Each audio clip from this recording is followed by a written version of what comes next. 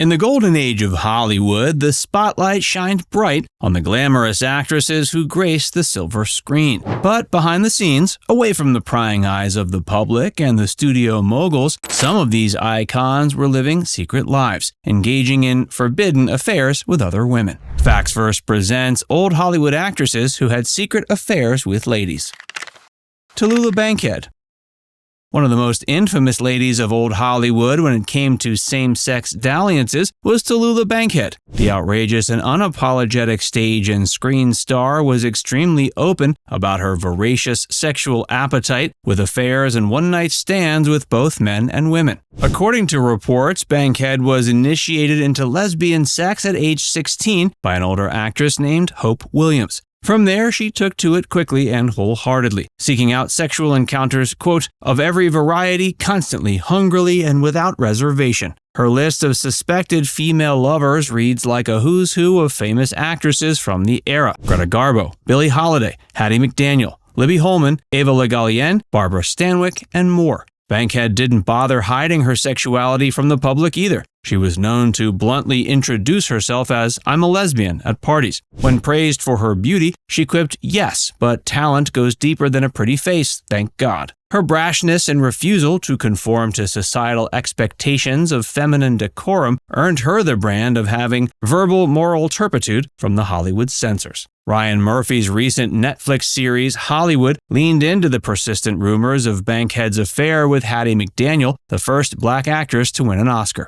In one episode, the pair are portrayed cozily at McDaniel's home, recounting an all-night tryst with one of Hollywood's male sex workers. While neither ever explicitly confirmed being together, their rumored relationship has become Tinseltown lore. Eva Le Gallienne.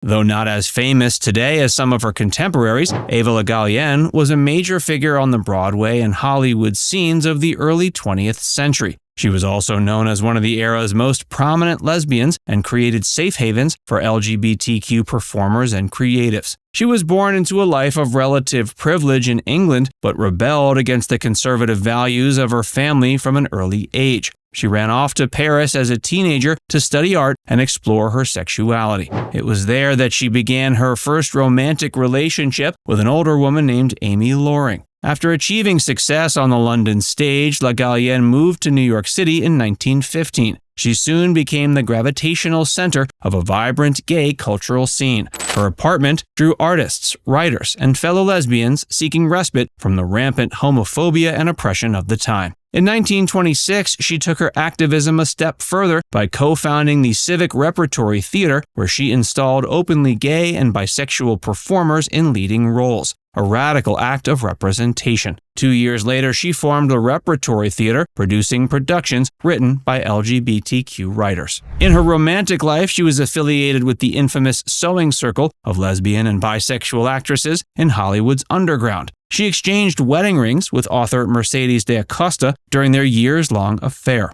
Other rumored lovers included actress Alla Nazimova, Tallulah Bankhead, and theatrical legend Laurette Taylor. Marlene Dietrich. The glamorous German-born actress Marlene Dietrich was both an iconic movie star and a prolific lover of women behind the scenes. Her insatiable appetite for seducing beautiful actresses and female companions was notorious and compulsive, according to one account. She got an early start, engaging in a scandalous affair with young Greta Garbo while they were co-stars in the 1920s Berlin theater scene. Though merely 19 at the time, Marlene is said to have utterly devastated the simple and sensitive Garbo through their torrid dalliance. The bitter experience caused Garbo to deny ever knowing Marlene for the rest of her life. But Dietrich's reputation as a lesbian Lothario only grew from there, as she became a top star of Hollywood. She had relationships with a number of her famous contemporaries, including Greta Garbo again, as well as Mercedes de Acosta, Claudette Colbert, and Barbara Stanwyck. Film critic Kenneth Tynan even wrote of her unique sexual energy, stating, quote, "She has sex but no positive gender. Her masculinity appeals to women and her sexuality to men." This aligned with Marlene's open embracing of bisexuality and gender bending both on screen and off. Greta Garbo.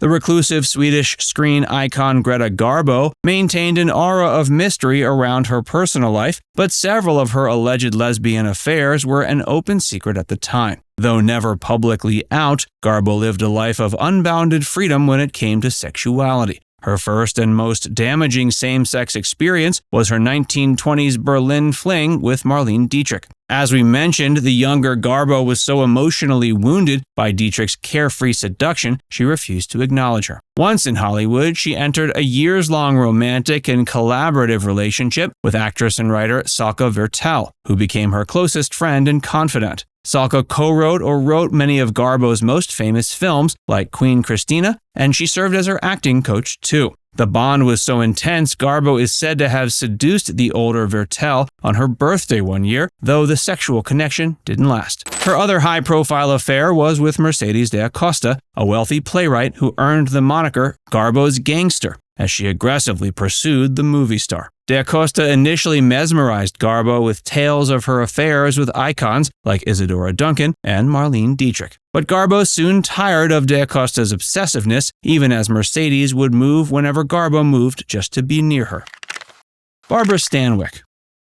One of the most respected and talented actresses of the Golden Age, Barbara was famously driven and married to her work above all else. But behind the scenes, she gained a reputation in Hollywood's LGBTQ circles as a woman who couldn't resist the company and beds of fellow actresses. According to reports, Stanwyck had affairs with legendary femme fatales like Joan Crawford, Marlene Dietrich, and Greta Garbo. Her longest-running romance was said to be with her publicist Helen Ferguson, with whom she spent over 30 years in a committed relationship. Stanwyck's sexual fluidity and openness was evident even in her big screen roles. As one historian wrote, quote, Stanwyck's screen characters defined themselves on their own terms. Stanwyck was emotionally honest, and the way she related to men was different. At one point, MGM reportedly paid over $100,000 to suppress a lesbian pornographic film Stanwyck had made early in her career from being released. To the public, she put forth a traditional image with her short-lived marriage to actor Frank Fay in the 1930s.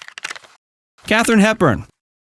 The fiercely independent and iconoclastic Hepburn was way ahead of her time. But decades later, there are still questions around her private romantic life and sexuality. Many historians believe Hepburn was attracted to women, perhaps even exclusively, despite her famous relationship with Spencer Tracy. She was rumored to be involved with fellow students at all-women's Bryn Mawr College, including close friend Laura Harding. According to the infamous Hollywood pimp Scotty Bowers' memoir, he arranged sexual encounters for Hepburn with roughly 150 different women over the course of her career. Hepburn herself allegedly told one friend that she had tried sex once and, quote, didn't like it, insinuating she preferred the company of women instead. Now it's time to hear from you. Which one of these actresses is your favorite? Let us know in the comments section below.